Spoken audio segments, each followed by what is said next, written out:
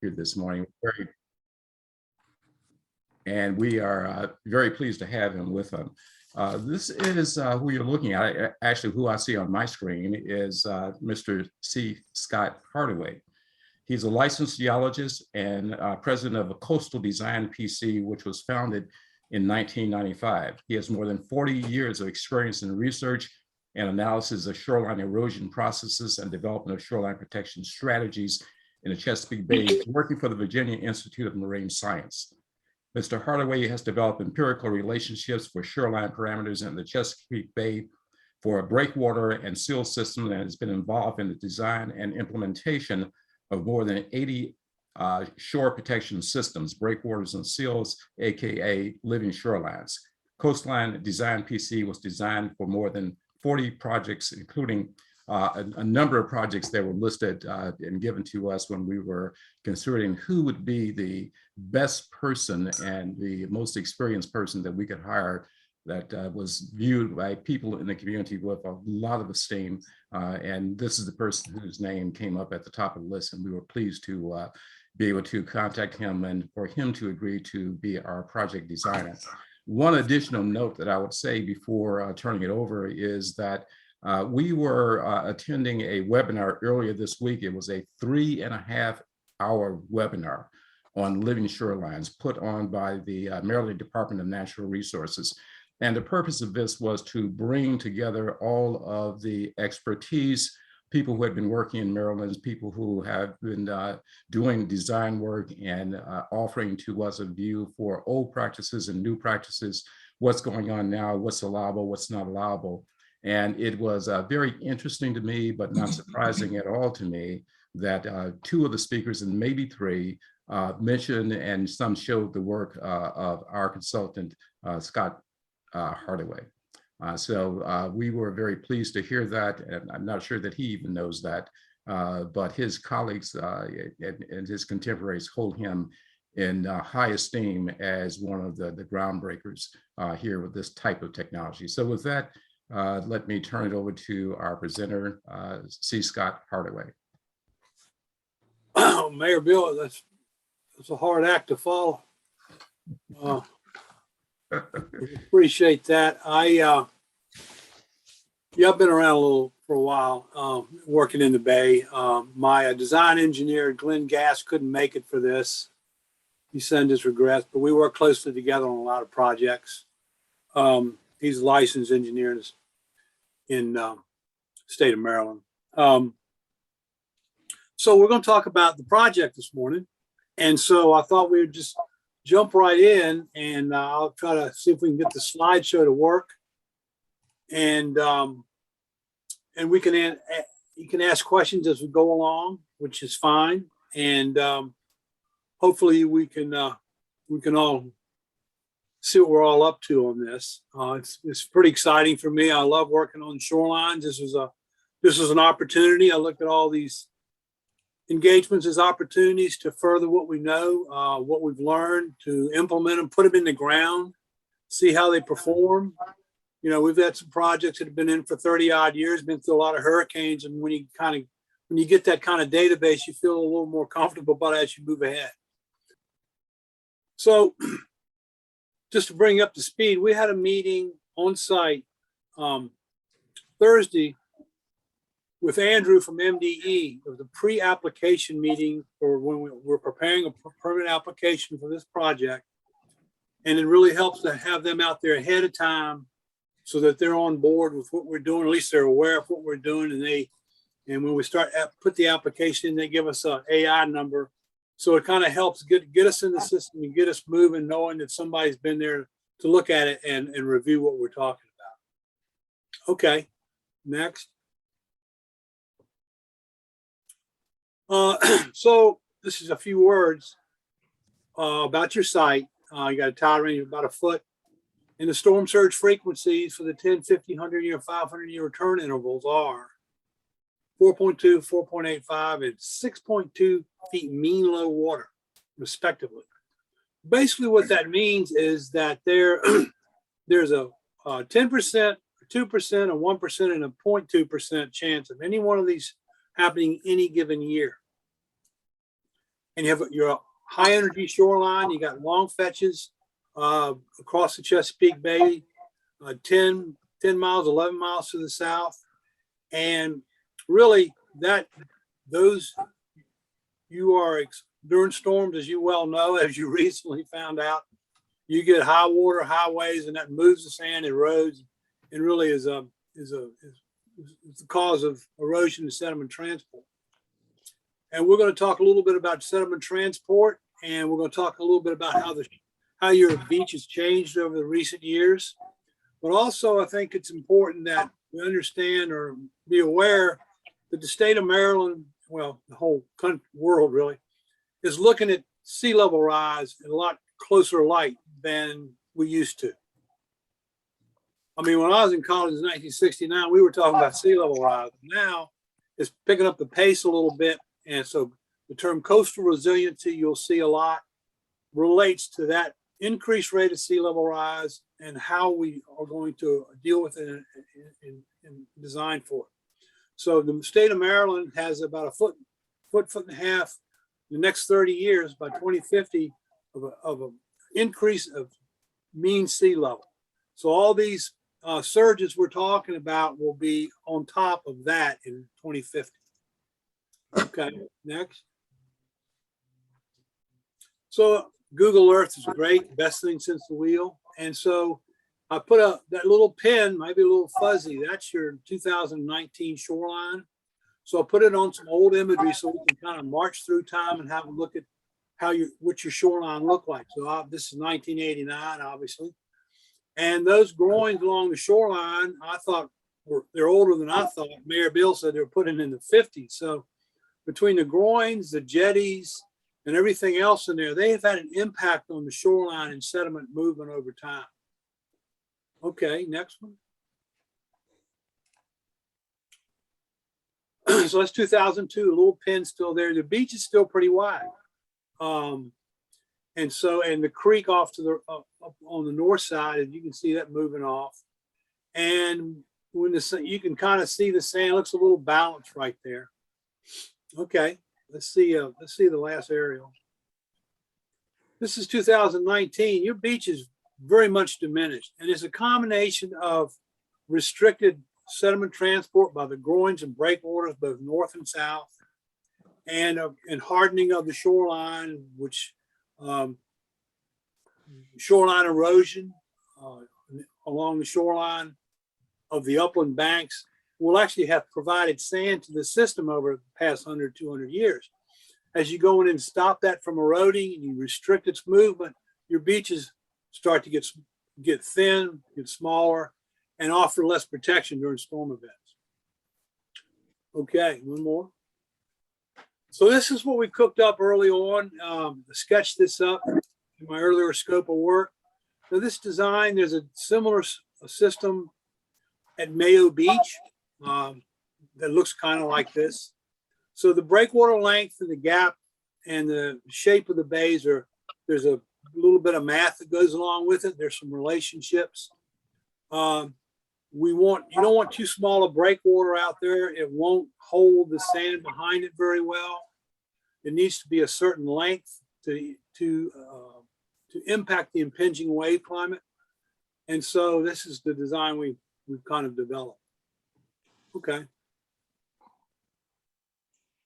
That's just one more sort of shot at it, showing when you see the sand stack up on one side and on the other, that sort of shows it's coming from that direction. So this is the net drift according to DNR, and this image illustrates it.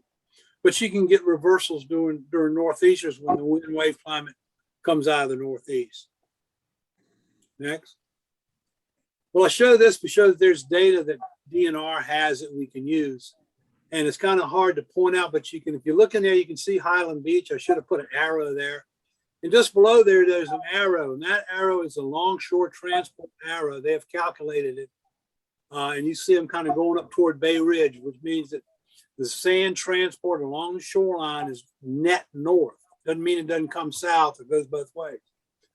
Okay, and the next one I believe is you see the arrow cut in the middle just to show what These are a little fuzzy, but just to indicate the legend, that's what that means in this particular database. They have these maps for all of Maryland by topographic maps. So you can go online and you can look at it and see what their calculations are. Next. So I talked about the storm surge. I want to show you where that information came from. Every county in the Bay, in the country, has a FEMA report, a firm report that Federal Emergency Management does, and they update them every so often. And this is a page out of the Anne Arundel County FEMA map. And you see the town of Highland Beach right there, and there's a transect. And we'll go to the next one. And that's transect 57. And there it gives you, it's kind of fuzzy, but it shows you that the 10%, 2%, 1%, and oh, there you go. And 0.2%. That is typically called the 10, 50, 100, and 500 year return interval. I think we're seeing that picking up the pace here. But for 57, that's where I got my numbers from. Now, these are in NADD 88, and I converted them to mean low water. So they're a little higher to mean low water than they are here. Another thing they do is they calculate the wave height for the 100-year event, 1%. And you can see down here, when you get that 1% water storm surge, it has an appropriate wave height of 4.8 feet at the shoreline with a 5.3 second period. So that's a significant wave in Chesapeake Bay. And you guys, if you saw it on October 29th, you were looking at 2+ feet of wave action coming in on not really a storm. Okay, next.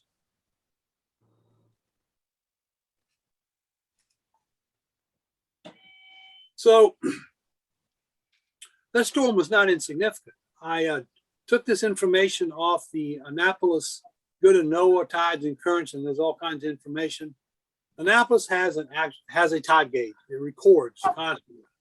And so for that day, October 29th at noon, the wave height was about +4 feet, but you see it kept getting higher, almost went to 5 feet. But the reason I show it here is so if we go to keep an eye, this is 12 noon on October 29th. So we go to the next one.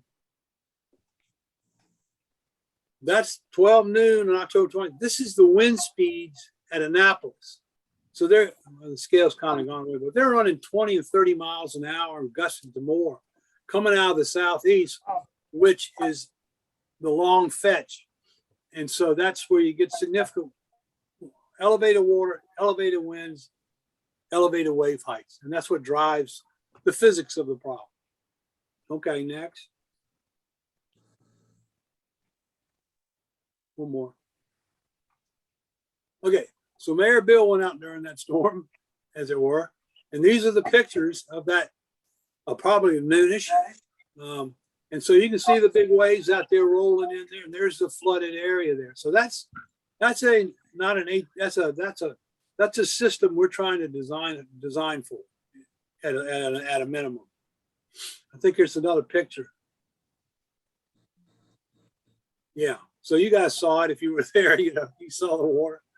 It's it's coming. It's in the elevator. It's moving up. So it's a challenge to address it.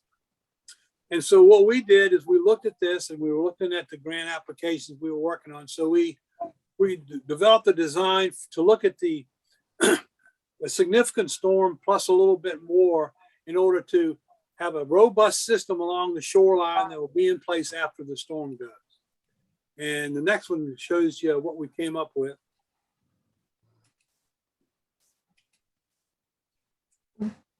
One more. Okay, here's the plan. These are rock breakwaters. Now, the spur over on the we'll call it the left side, that groin has been impacting the shoreline since the 50s. So we think that impact, this whole shoreline has felt the impact of these systems, of these groins. So I think we're going to enhance this beach by putting these structures in. The structures are meant to hold the sand and create a stable beach platform, and we're going to have dune grasses above it. And I put these arrows in here to show you what we're going to look at next. So there's typical cross sections for the tombolo, the flank, and the bay. And this will give you an idea of what it looks like in 3 dimensions. Now, if you look in there close, you'll see the existing groins that give you an idea. And there's the pier off to the right side. And there's some trees in there to kind of orient yourself to what you already know is down there. So if we look at the next one, so tombolo, that's a little fuzzy, but you can see we have a pretty plus 5.5 foot breakwater, sand fill, and the grass is coming in up above that. And then on the flank of the breakwater, which is the next one down, it changes a little bit. And then mid bay, we have a beach in there with the grasses on top of it. The shape of that beach, we've got it in a stable configuration. So when you have storms coming, when you get a big storm, it's going to move some of this material. It's sand, even if it's vegetated.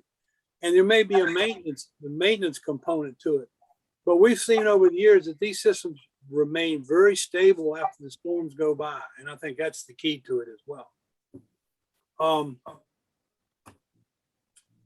So I think that might be about the nickel tour. I think I got one more slide. Oh, okay, right. So for the project's about 600 feet long. There's about 3,400 tons of rock, 7,000 cubic yards of sand, about 15,000 plants involved as the rock, sand, and plant component of this. And I have my little follow-up slide on the end there. If you have any questions.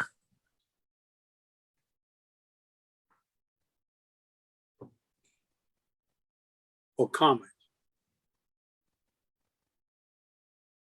How long does that take to implement the whole project? You mean once you get the permits or put it out to bid? Yes. Well, if you got a good contractor, typically we probably give them a 6-month window. Okay. I don't think they could probably do it in less time. As we go through the permit process, one of the things that can restrict it are time of year restrictions. And I'm not sure that the overwintering waterfowl area is here. That's a restriction, a time of year restriction. So those are the kind of things that can you have to account for. So you want to give the contractor enough time so that, first of all, when they bid on it, you get good bids. If you try to make it too tight, then all of a sudden, they might want to, bump up the money a little bit. And there's different ways to put it out to bid. You can typically what they've done will do, DNR there's a list of marine contractors, qualified marine contractors who can operate at this level of construction that you could send the bids to rather than just putting it out on the street, which is probably a wiser idea. And how we will all, with this, I'll provide a set of not only the plans, the permits, but bid documents and specifications for construction. And then with that, you put it out to bid and see who comes in on. Now, one of the issues is going to be is access. And I'm not sure it's deep enough to get in by barge, but we would leave that as an option for the contractor. Otherwise, there'll be a lot of rock and sand trucks coming through the neighborhood.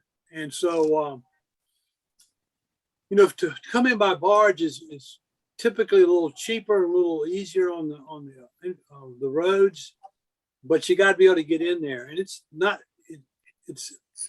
borderline available by barge, but we would give that option, of course, to those contractors. I suspect 4 to 6 different local contractors in Maryland and Virginia who do this kind of work would be the list that we would recommend. My question is, hello, this is Joyce Stokes. You kind of answered it about, I was asking, will the beach be closed? But I guess it will depend on if you get the barges or these other trucks and so forth and so on. I wanted to know from the mayor, were you applying for any FEMA grants? I didn't even know FEMA supplied this kind of thing. And my last question is, will the old poles be moved that used to have the jellyfish net? Thank you.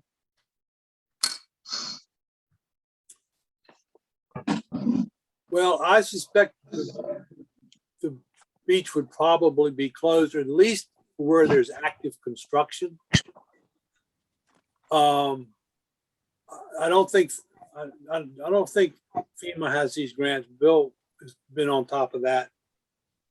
And the poles, that's up to you. You can, I mean, that growing off on the north side, it's on another property that may remain. The growing in the middle will probably be removed. But as far as the poles, I mean, I think that's a discussion to have. I mean, if where they are in the footprint of the system, they'll probably have to be removed. But beyond that, maybe not, or maybe there's a rearrangement of the poles accordingly. On the grants question, we have applied for a grant. It is a DNR Gateway grant is the grant application we have, and now we're waiting, of course, to hear back from that. We're also looking, I haven't really announced this yet, but we're also looking at a National Fish and Wildlife Foundation or service grant as well. So that would be a second grant. Both grants would be for the same thing. And as we had discussed before, part of the strategy that we have is to not rely upon just a single grant. If we get a single grant, that's great.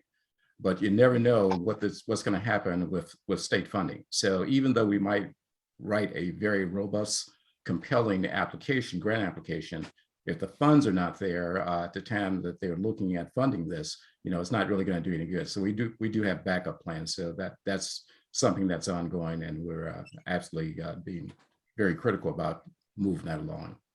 Follow up. That sounds really wonderful. But as far as the, you know, the poles, you know, I was on the side of, you know, they serve no purpose.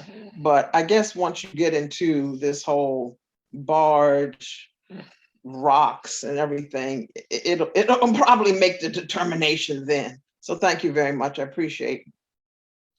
I'd like to mention something. Hello. Yes. Yes, I just want to mention that quite often you get partial funding. So, you know, we could get $500,000, we may get nothing. And that's the greater likelihood, but I am hopeful because I do think we have a very strong grant application.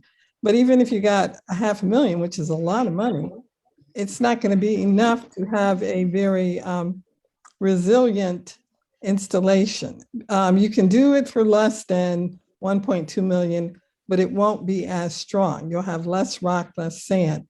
So to have a very strong, resilient installation, Living Shoreline installation, our estimate is at this point 1.2 million, and these costs keep going up for rock, for sand, for everything. And Scott, I'm not sure if you remember, I did mention that when the revetment was installed, when the pier was altered and improved, and the revetment was installed, that they did bring all that stone in by barge. So, and in the 3.5 hour webinar on Thursday, they talked a lot about that, the cost and the disruption, road versus barge, and the consensus it's less costly, less disruption if you can bring it in by barge. But I do understand that has to do with the depth of the water also. So just want to mention. Yes, Zora, I thank you so much. I do understand that. And, you know, if I had $1 million, I'd donate it. My husband has a question. I certainly understand that the water, access to the water would be closed, but does that mean that the area, the sandy, grassy area would also be closed as well? I would say as time gets closer, we would look at the detail of construction and see what can be, you know, as far as the park area, especially by barge, would with a, you know, it'd be a construction fence going along, you know, the upper beach now. If you've been out there recently, you might have seen some wood stakes out along the shoreline. Those Yes. are our control benchmarks. I suspect anything landward of that would probably be available. Waterward of that would probably be more restricted. All Well, righty, let me thank try you. to address that as well. So I'm actually anticipating that during the time of the most active time during the construction, that beach is probably going to have to be closed down, because if we have trucks and things coming in and out of here, there's going to be access from the street onto the beach. There's going to be a lot of activity going on. We'll work on that as we get to it. I mean, obviously, you know, we'd want to keep it open as much as possible. But my anticipation, and I want to prepare people for this, is that there are going to be periods where the beach is going to need to be closed down to accommodate all the heavy equipment that's going to be coming in and out of here. And again, it depends upon, is it coming in by the barge or is it coming in through the streets? Or maybe a combination, rock by barge, sand by truck. But Mhm. also time of year. If we can go ahead and get this permit in and start getting permits by, you know, first of 2023, you can get it out to bid so that, you know, there's going to be cold. They'll work in the cold. So the beach usage will probably be minimal anyway, and from that respect. So I think that's what we want to try to shoot for. Right. Mr. Hardaway, If the follow-up question, if the beach, sorry, Laura, if the That's beach is closed, would that also mean that the pier would be closed? I don't see that. I'll let Bill answer that, but I don't know if that would bother the beach pier access. Yeah, not anticipating any impact on the pier. Well, you know, I like that. Thank you. I have a question. Mr. Hardaway, you kind of answered part of it, which was, could we adjust the timing of the project to make it out of, you know, the key summertime? But it sounds like that may be possible and that they do that work in the wintertime. My second question was, I heard you mention that the timber groin on the left was on another property, which would be my property. Those were installed by the town. So is the plan to remove those either way? Well, the one on the other property, I don't know if that's. It can be. I mean, you're there with big equipment. You know what I'm saying? So it wouldn't be a problem removing them, but it'd be whether they want to remove them. The one in the middle is going to be right in the middle of the project, so that one will probably have to go. The other one is up for debate, but it's not in that good a shape, so it's pretty old. Okay. So my question to the mayor would be, was that a part of the plan to remove that one on the left that the town initially installed? So we've modified the project after speaking to your mom on site, and the request was to move what the original plan was on the left, where the new instruction installation would go. That has been moved, and it's been moved such that it is the new construction is going to be beyond the property line. So I think that we've addressed the question that was raised by your family. Correct. So The answer is that the work will be on the Highland Beach side of that property line. That was the intent. Correct. That's from that piece of it. But removing the timber groin that the town installed, that may or may not happen. Well, here's the thing. We did have that discussion. And at the time, well, basically the timber groins, which were installed in the 70s, were installed by the town. So they belong to the town. They're out in the water. And we had that discussion and you had said that they would be removed. So that's what we said. Well, there was a miscommunication. My intention was not to have those removed. What we were talking about was moving over. And at this point in time, we're talking about putting new construction adjacent to it and not. Well, even in your proposal, I think it does say that those timber groins are going to be removed, but you can go further and think about it and we can discuss this, but the town put them there, the town can take them away. Okay, we'll take a look at that. Thank you. As far as actually pulling them out, when you get a 100,000 pound excavator out there, it won't take long. if that's the option. Yeah, we'll look at that. So this is Sterling. I had a question or two. Where you've done this, like in Mayo Beach, when it's all done and all the construction's done, do you still have a walkable shoreline there and a swimmable beach past that, or do you lose that? No, you enhance that. Okay. Yeah, I'm just trying to think of afterwards, you know, what Yeah, do we yeah, end right. up with and how different Sure. will it be? Well, Mayo, we didn't do Mayo. I'll just use that because it's somewhat similar and it's in the neighborhood. But you'll have a sandy beach. There'll be grasses up on the upper part, but the lower part will be open movable sand, and you'll be able to ingress and egress out of the gaps between the breakwaters. And the beach will be widened there as well. Is that how Yes. deep? How deep are we going to end up having? How much beach linearly? You know, we're filling in and creating what marsh? Is that what I heard? And plantings. We're not creating any marsh per se. We're creating more of a dune environment with dune grasses. So they're there on the. I don't know if we went to those cross sections. We could probably discuss that.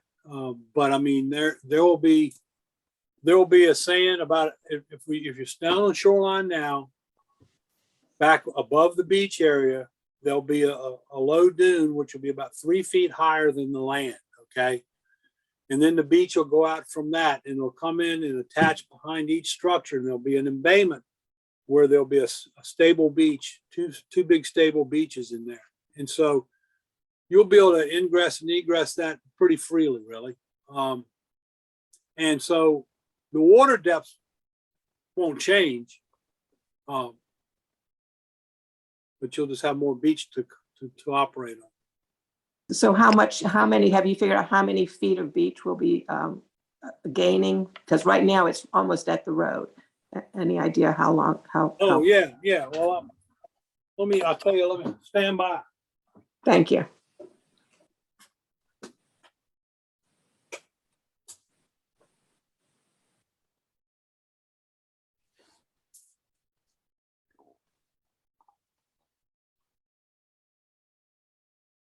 So you'll be going 30 or 40 more, 30 of, wait a minute.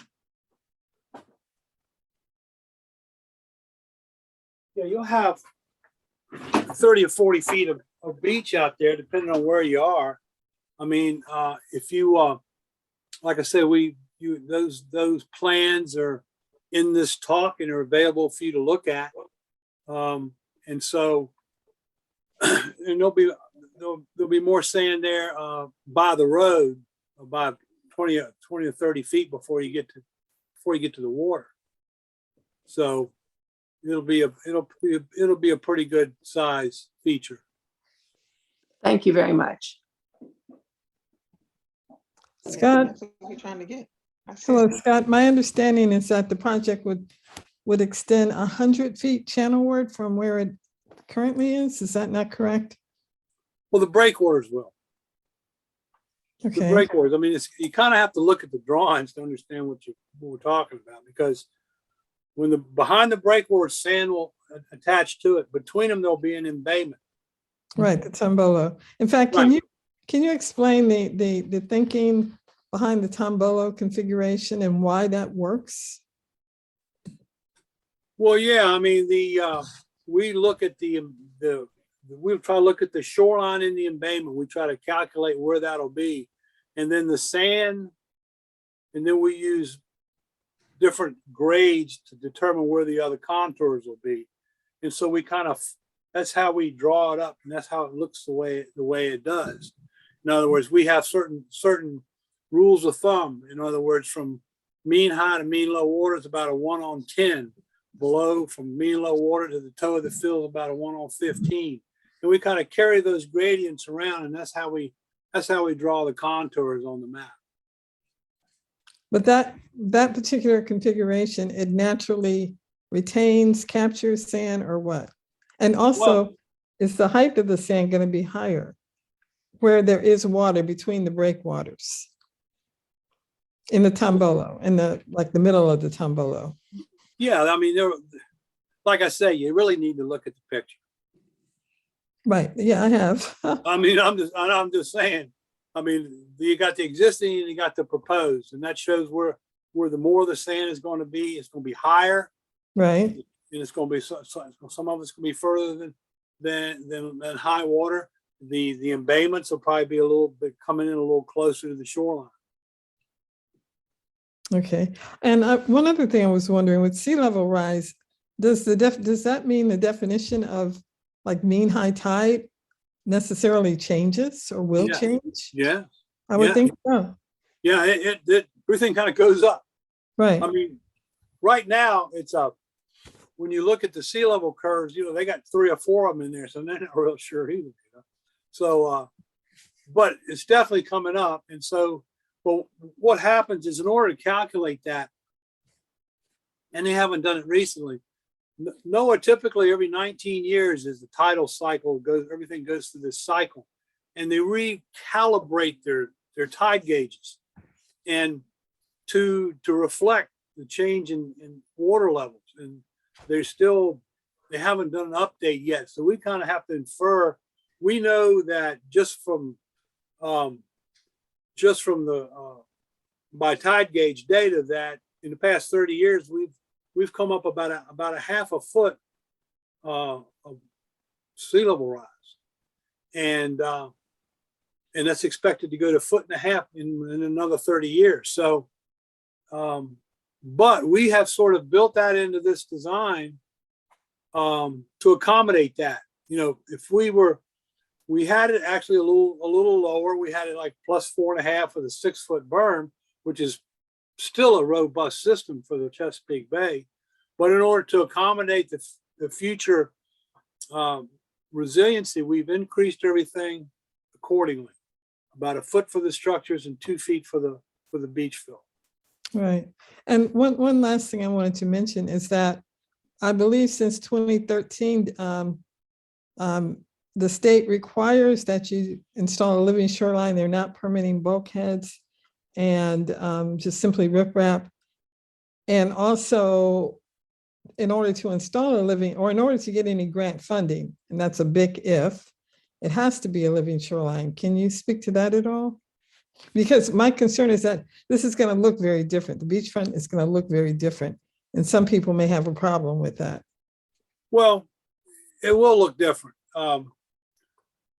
If you could just put sand out there, and that's another option, you could just keep putting sand out there, okay, every year, okay.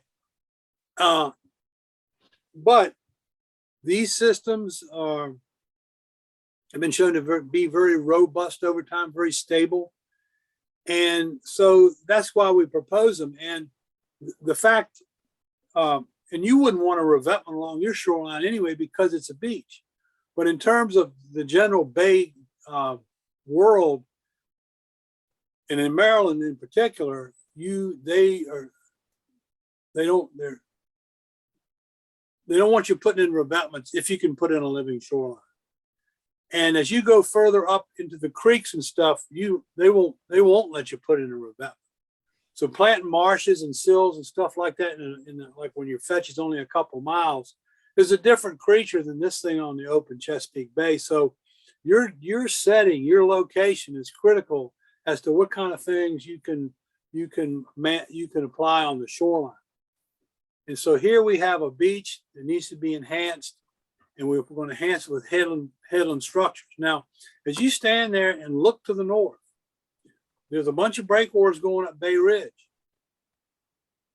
And what happened to that project 20 odd years ago, they weren't able, depending on who you talk to afford to put all the sand in. And what's happened is the sand and the structures were sitting offshore a little, in my opinion, a little too far, which allowed transport behind them. So the sand moved north, and they ended up having to put stone revetments along the shoreline to protect that shoreline along that road. So, I've been watching all these projects over the years and seeing, how they evolve, and there's knowledge base in just watching these things move around. And so what we're proposing is a tighter system, a more robust system where the sand's not going to leave. Right. And I thought marsh plants would be included. At the bottom area of the Tombolo, aren't we gonna have marsh plants? You can put some in there, but I don't want to put it in the permit and say they're going to live. Oh, okay, all right. Okay. No, it's your design. You're Well, I'm the saying designer. when part of the permit is you got X square feet of marsh that's got to live 85% through 3 or 4 years. So you're already saying you're going to have to maintain it. I think you might be able to get some low marsh in there right behind the breakwaters, but Mhm. I wouldn't want to promise that. Right, you're the designer, so I'm It's just just- trying to understand, that's all. It's just a hell of that low marsh has a real rough life on Chesapeake Bay. Okay. Right, I would imagine, yeah, with the wave energy, for sure. Yeah. So one comment I want to make, I think it's appropriate at this time, just to let our citizens know that, we're hoping that the residents here will be very much involved with the program. And in particular, after the project goes in, one of the things we need to do is to monitor it and make sure it's working the way we thought it was going to be working over time. And so there are some tools that you can go to right now, including one that I love also, which was Google Pro, that you can go and see some of this, what changes have happened over the years and begin to inform ourselves. But as the project gets installed going forward in the years, the question we're going to have is it working as we intended for it to work? There is going to be some loss, some minimal loss, hopefully, if we do this right, and we're lucky, of sand, so back and forth, but we need to monitor that. And so as we go forward 5 years, 10 years, 15 years from now, the question is going to be, do we need to make adjustments in the design based upon what we're seeing happening over time to make sure what we're putting in as a robust system is actually functioning the way it was intended to function. So I just want to make sure that put that out there so that our residents will understand that, we're going to be part of this. We're going to hopefully actively engage everybody that wants to be actively engaged in the project as we move forward. Are there any additional questions for? Yes, I have my hand raised. This is Joyce. After that comment, I really think that we really need to work on getting all of our younger people involved in this. Ronnie and I always say, we're in the fourth quarter. We just don't know how many minutes we got left. But if you're looking 15, 20, 25 years down the road, you need young people on these calls. You need young people to get involved. And I don't know how we do that, but we really need to work on that because, as my little great niece is coming over today. We all got grandchildren and we want them to enjoy this beach. And these young people need to know what is happening. So if we can come up with a strategy to try to get, the 35 to 45-year-olds involved in this, as opposed to a seasoned, lovely people at Highland Beach, it would really benefit us because, as you said, Bill, we have to look at it 15 years down the road to see if after we put on all this money, it's really working. Mhm. Thank So you. I absolutely agree with you, but I must mention, I do see some youngins on the call, at least to me. We have some pretty young looking faces here. So I think you have some of those. So we have a start with that. So that's great. I'll tell you what you can do, and this people do this on projects, is that you get the contractor to put in the rock and the sand, and then you get the plants and you have the community plant the plants. Okay, you show them how to do it. It's a great way to get people involved in the project because they're putting the plants in, and over time you can watch them grow and that kind of thing. And so they have a direct hands-on application. We can help with some of that, the logistics of that. It's not complicated, and it's done quite often actually, because the people want to be part of the project, and you might actually save money by not letting the contractor do it. Great idea. Great idea. Actually, folks, we did that in 2004 and it worked very well. Right. We had so much participation. We had total over 3 dozen people, not all from Highland Beach, but the majority from Highland and Venice Beach. So yes, I agree. And certainly for the dune planting, I think that would be great. And we've done it and it was wonderful. But we'll sneak in some low marsh while we're out there. We won't tell anybody. Okay, all right, sounds good. Bill, I had one last Mi- question. Mr. Hardaway, can we see where you've installed these and what it looks like in the end? I'm just trying to picture the final thing. Is there someplace that you've done it that we could have pictures of or be able Yeah, to see what it looks like? I sent an attachment. Bill, I don't know if you have that around on your, attachment A when I sent in the scope of work. It was Yes, I have it. that you could probably, if you could open that up, you could get an idea. That's a sample, but you would get an idea of what we're talking about. Where was that, Scott? While we're waiting? Where I got projects. We worked in Elms Beach down there. That's a big project we did years ago. Swan Point over in Charles County. We have about 4,000 foot structure there. Okay. We just recently did about 5 miles of shoreline on the west side of Smith Island. Mhm. Now, that was an adventure. And so they're doing good. And we got various other ones we've put in over the years in different places up and down the bay. Okay. We have, as I said, that we have having a little PowerPoint with all these on there too. I can resend that so you guys can look at that as well. That'd be great. Yeah, No it's, problem. yeah, we feel. I'm sorry, I have Appendix A and I will put that on the website so people can access it. And I'll also put the presentation that was done on the website as well, so people can access that as well. Yeah, I mean, that's kind of, the longer they're in, the better we feel. You know what I'm saying? Well, you won't be getting any Smith Island cakes from us, but I'm sure you That's got all a right. lot of them. When you did that Smith Island. Yeah. Well, that was definitely a barge job. Okay, you know what I'm saying? Woo. And that you talk about a rough piece of water. I mean, it's deep out there too. So the waves come pouring into that shoreline. I mean, they're 4-footers beating the heck out of it. And so those rocks are having a rough life out there, you know, but they're holding up. So it's a little different application, but it's still rock, sand, and plants.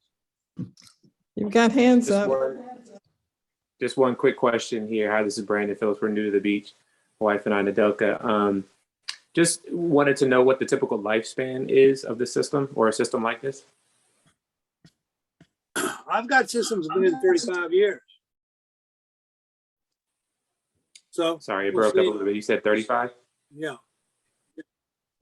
The first one we did in 1985, but it was up to James, wasn't on the bay, it was up to James River, but there's a 12-mile fetch. So, I mean, they've exceeded expectations, in my opinion. If you've ever been to come through Yorktown, Virginia, come across the Coleman Bridge, there's breakwaters on both north and south side that we helped design. The ones in Yorktown have been there since 1995. One of their issues is, of course, when the storm comes to put some sand in the road, they got to move it around. But at VIMS, we got breakwaters we put in 2010, which have been through several hurricanes, and they're really doing good. So they hold up real well, and so we're pretty confident about the what we're proposing. Thank you. And I don't see any additional hands. Let me just wait a moment and see if there are any additional comments we have. Actually, could I jump in just for a second? Sure. This is Bettina Nashe calling. I just took a look at the Elms Beach satellite image and also Bay Ridge. The duty cycle, if you will, of those breakwaters seems to be wider apart. So there's more water in between the rocky regions. The main thing I'm trying to bring up is the balance of effectiveness versus the view that we'll have at the end. Have you looked at different versions of narrower breakwaters, how effective that would be?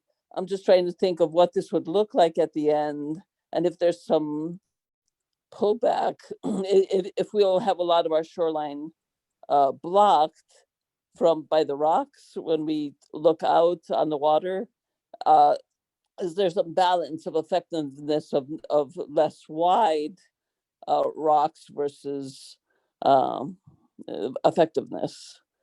Well, Just when- there's a balance there, and we've tried to reach that here. We we want it to be a stable shoreline too. The length of the structures, you really can't make them too much shorter. They won't hold the sand as well as we'd like. In other words, we know this because we've messed up before. Well, not lately, okay? So so you put little short guys out there, they don't work. And on the other hand, you don't need this but so big a one either. So really, that we've tried to balance the length of the structure, the gap, and the length of the project as well. So it's kind of a balance between how much shoreline we have to occupy and what we're trying to accomplish. And this is what we've come up with. Okay, it'd be nice for us to be able to have an image of what it would look like at the end. If we're sitting on lawn chairs, what would that look like? Yeah. If there's any like photoshopped image or something that can be done to give us a better feel for what it would look like at the end, to give us that effective shoreline protection. Right. I know I'm sure I'm not the only one that would want to get a feel for what we'd have as a beach afterwards. Right. Because your main goal is to protect the shoreline, which it looks like these structures would be very effective in that. But we also have our aesthetic part that we want to enjoy a beautiful shoreline. So we want to see what this would look like. Sure. So Sure. photoshopped or otherwise, something of that sort that would give us a feel. Bettina and everyone, I put links on the website page, the Living Shoreline Highland Beach Living Shoreline website page, to a lot of these projects. So you can do some visualization by looking at some of the projects that have been installed. And VIMS, where Scott, do you still work there at VIMS or? It's my day job. Oh, okay, all right. They are like how would you describe them? They're the foremost authority in the region? Well, I don't know about them, but I am. All right, well, VIMS via you, right. They have examples of several projects on their website. So there's a link to that and various other links to give you an idea of what it would look like. And I agree, I wish we could do some kind of Photoshop 3D rendition of, what the finished product would look like. So maybe that'll happen in time, but we're not quite there yet. And also what it would look like as we're walking the street or sitting on chairs out on the top of the beach or so. It'd be nice to be able to get a feel for what we'd get afterwards, not just in the function of protecting the shoreline, but in the beauty of the shoreline. Yeah. I mean, that's very reasonable. I mean, there will be rocks out there. And so, it's, And there'll be a dune, which will block some of the view. Yeah, dunes themselves can be beautiful things. Oh, absolutely. We'll be able to, over the rocks, when we're sitting in lawn chairs, will we be able to see over the rocks to the rest of the Chesapeake, or will the rocks be so high that we can't see over them? That type of thing. Well, I think if you're sitting on top of the dune, you'll be able to look over it pretty easily. Okay.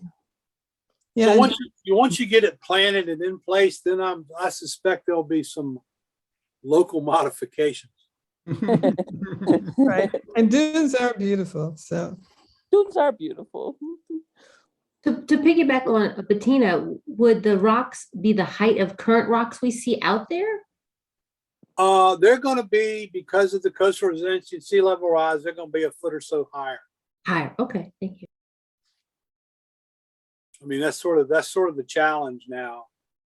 The challenge is this, and we've had to work on this on other projects. We've gone and surveyed old breakwaters, and that are doing good at +4, +4.5, and mean low. And so, and we've come up with scenarios on, and the Corps of Engineers has this adaptive management strategy too. At what point do you make it bigger? Okay. at what point do you add rock to it? And so this is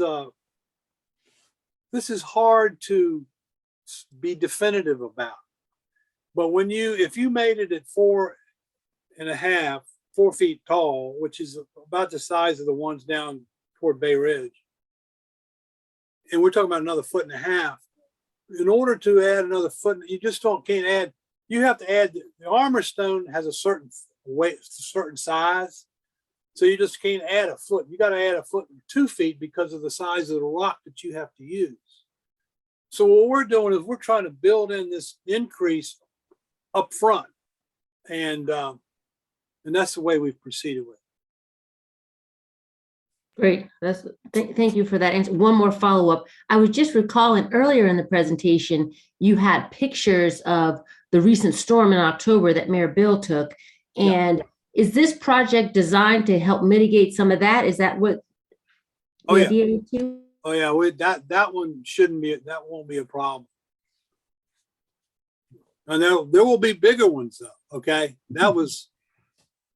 in this upper part of the bay, that was a pretty good sized storm. But I mean, it wasn't a northeaster and it wasn't a hurricane. It just came blowing through here. And it's kind of an odd little combination of things. And so, but it was an opportunity to show how high the water can get, how big the waves can get. You know, everybody can look at it. That's the kind of system that's the kind of wave impact that this system should easily accommodate. And we had a derecho, and it was, and I was here in October. I live here full time, my husband and I have video of that October 29th, and it was terrible. But my last question, maybe my last question, is next year, 2023, is 130 years of the beach. Not the beach, but the town.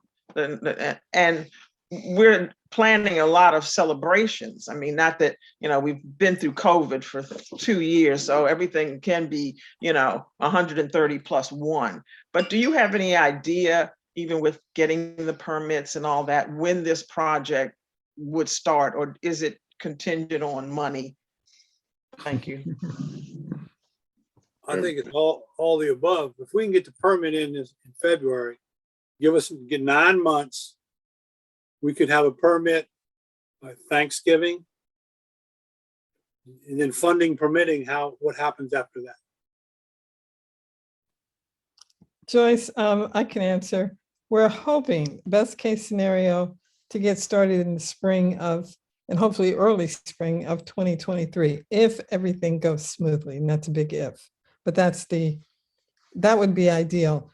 One other thing I also wanted to mention, Scott, I thought when we were on the beachfront that we talked about not being able to mitigate the flooding. The October 29th, that was not a storm to my knowledge, it was just flooding, that we wouldn't be able to mitigate the flooding from the Sewell property. Is that, or what would you say about that? Well, the water is going to come in on the side of the structure up in the creek, Right. and over on the other side. So this is not a levee. Okay, so there will be flooding. This is meant to be a robust system to maintain the beach and prevent waves from coming across. So it'll be effective in doing that from the revetment down to that last corner. Right, but it still could flood from the side in that area. Right. Okay, so just so that people are aware if that happens. Yeah, I mean there will be water, Right. but there won't be any waves. Okay. So if you're talking starting in the spring, and I know it's hypothetical, spring of 2023, then you're basically talking about shutting down the beach for the summer, right? I don't think these projects take that long. These guys, they get in and out of there. So Scott, is it realistic to think maybe in 2 to 3 months that they? He just said 6 earlier. Well, you realize marine contractors, it's the Wild West, okay? And it really, a lot depends on who you get to do this, you know? Right. If you could pick X, contractor X, that's who I'd get to do it.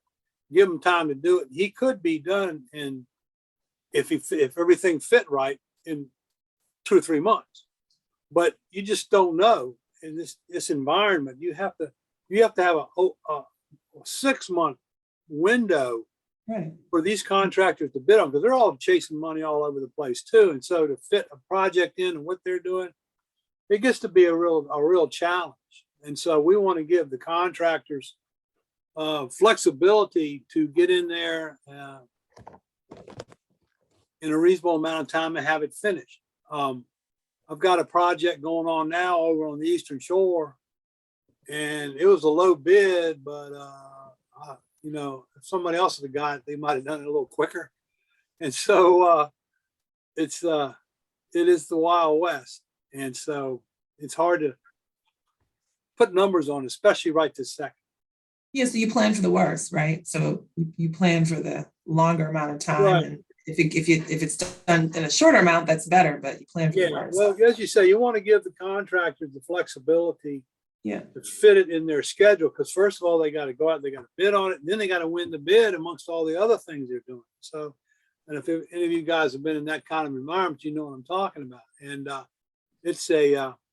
it can be a real challenge. So, I mean, you could also say, don't build it till the next fall. You know, you got your permits.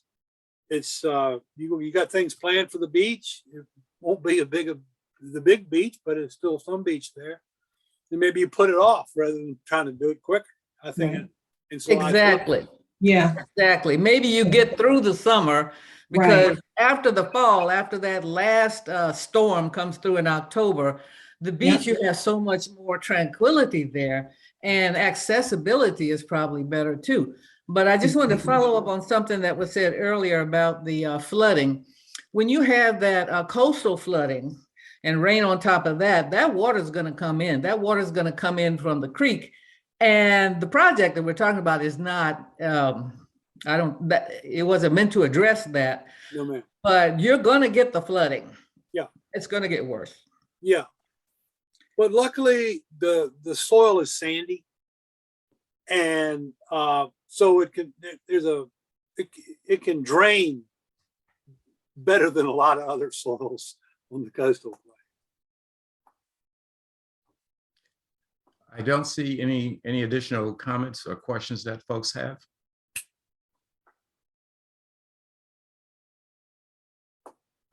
Well, we've answered a lot. Let me wrap up by, first of all, thanking our presenter, C. Scott Hardaway. Thank you very much. I think this has been very useful for the residents here. And then secondly, I want to thank everybody that showed up today for this session. It's very important that we have this number of folks that are interested in the project, that have questions. I thought the questions and the interaction was very good. I was very appreciative of that.